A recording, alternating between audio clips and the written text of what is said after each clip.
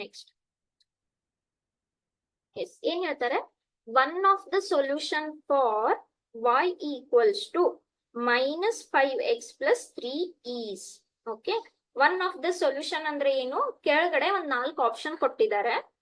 ನೆನ್ಪಿಟ್ಕೊಳ್ಳಿ, ಈ ತರ ಯಾವಾಗ್ಲೂ ಬರ್ದಾಗ it is always x, y.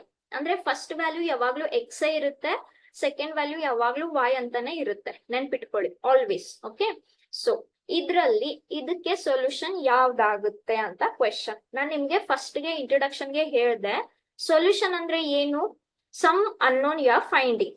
Okay, ಅದು ಕರೆಕ್ಟ್ ಇದೆಯೋ ಇಲ್ವೋ, ಅದಕ್ಕೆ ಸೊಲ್ಯೂಷನ್ ಅಂತಾನೆ ಯಾಕೆ ಕರಿತೀವಿ.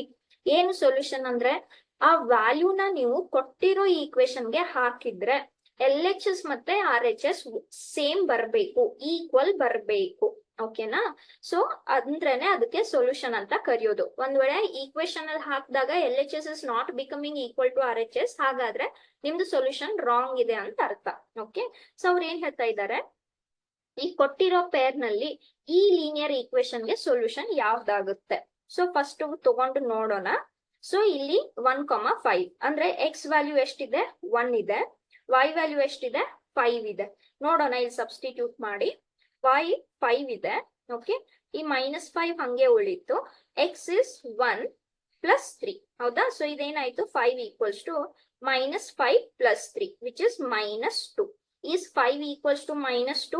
No. Okay, 5 is not equal to -2. So ಇದು ಸೊಲ್ಯೂಷನ್ ಅಲ್ಲ. ನೆಕ್ಸ್ಟ್ ಟ್ರೈ ಮಾಡೋಣ. -1,8 ಅಂದ್ರೆ x ಎಷ್ಟಿದೆ, -1 ಇದೆ, y ಎಷ್ಟಿದೆ, 8 ಇದೆ. ಹೌದಾ, ಸೊ ಏನಿದೆ equation, y equals to -5 into x. x ಎಷ್ಟಿದೆ ಇಲ್ಲಿ, -1 ಇದೆ, +3 ಹಂಗೆ ಉಳಿತು. So minus of minus plus ಆಯ್ತು. 5 into 1 is 5 + 3. Correct. So what is 5 + 3? 8. So now you can see that LHS is equal to RHS. Yes. So this option is correct. So which is the solution of this equation? Option B. That is -1,8.